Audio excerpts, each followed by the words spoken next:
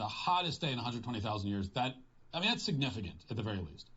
But before you go building your ark in preparation for the coming worldwide floods from the polar ice caps melting and all the rest of it, you should take some solace in the fact that what Ilhan Omar has claimed here is total, absolute nonsense. Okay, that's the one. There's really only one problem with it. The one problem is that it's completely bogus. Other than that, it's But why do you feel true. this way? Other than the fact that it's entirely false, it's actually true. Clear as mud, Matt. Very interested to hear your reasons why, though. Now, how do I know that it's bogus? Well, because needless to say, we do not have daily temperature records dating back 120,000 years. Okay? So you can't say it's the hottest day in 120,000 years, because that would require you to know how hot it has been every day for the last 120,000 years, and you don't know that. Nobody does. That is a bit pedantic, but what we do know is the absolute high points. Now, this is a graph of the average temperature for the last 800,000 years or so. And you can see here, in the last 120,000 years, the average was nowhere near today's average. So we can quite confidently say it most likely was the hot... Well, hold on. Are you going to show us the points on the graph to show us what we're looking at? Now, this is a graph. I want these terms. Global temperature...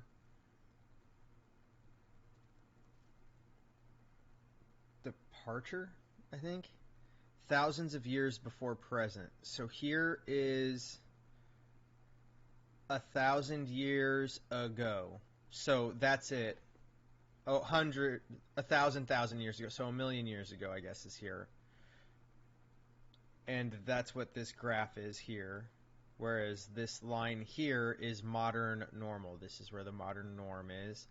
So roughly 100,000 years ago would be here.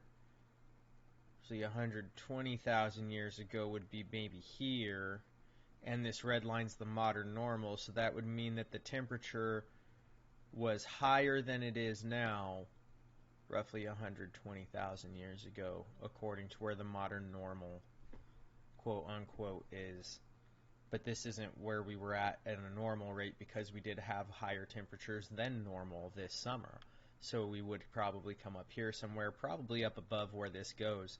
But this is looking at where it normally is, and it does cross there. Roughly 120,000 years ago would be somewhere in this area. So this is the 200,000 line. This is 100,000. This is roughly a fifth of the way between here and here. Okay, so yeah, there's that. But then if you look right here too, about 1,000 years ago, it once again also peaked, because thousands of years before present, I guess this would be present, technically 0 would be present. So yeah, present here, this is today, 120,000 years, and it's been lower. That's what we're looking at. So they're pointing at the right portion of this graph based on a modern normal, but they're also not looking at what is normal. Thanks, Rant. Appreciate it.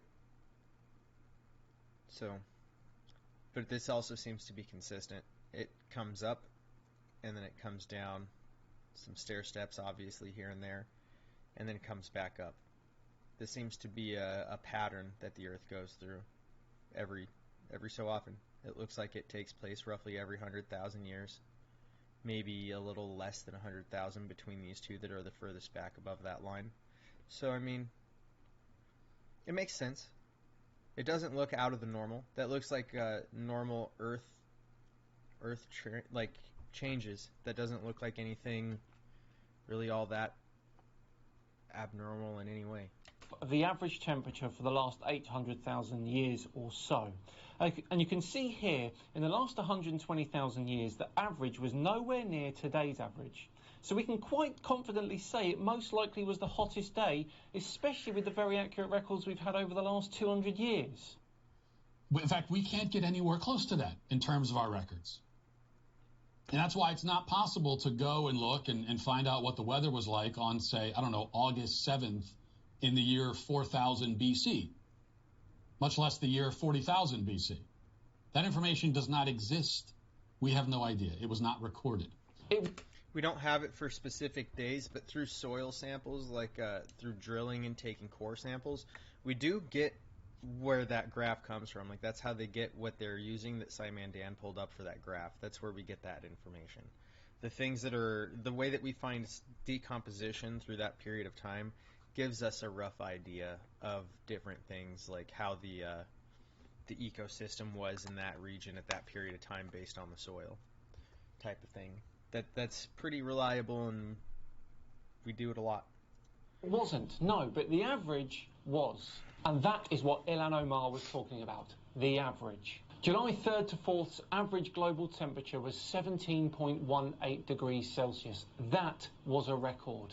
So what the hell is she babbling about? I mean, where is Omar and where's the rest of the media getting this? Is she getting it from her own fevered imagination?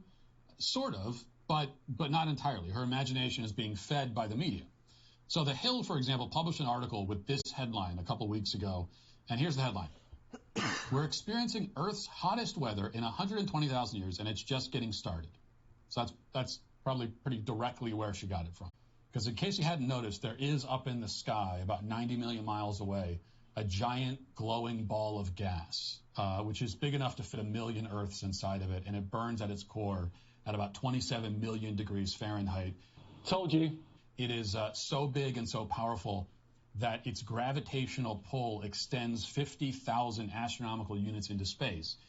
And 1 astronomical unit is 93 million miles. So 93 million times 50,000, you do the math on that. That's how far this object's influence extends. In modern terms, you might even say that what I'm talking about here is the sun, if you didn't already guess. Yeah, good one, Nat. Great joke. Oh, you got more. The sun is the greatest influencer in the solar system. You could search all of... See, people think that this is deadpan humor. I think it's just backhanded shit talk. That's it. That's it.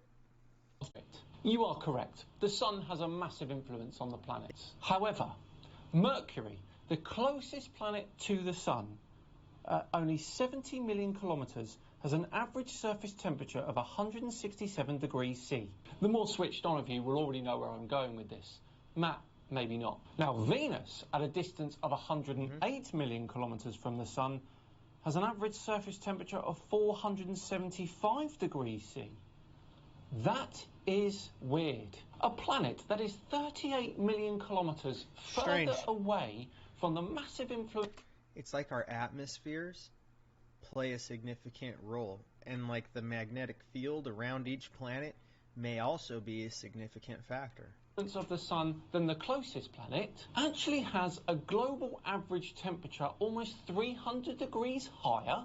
My point here, of course, is that atmosphere matters. Venus has a thick atmosphere of carbon dioxide, whereas Mercury does not.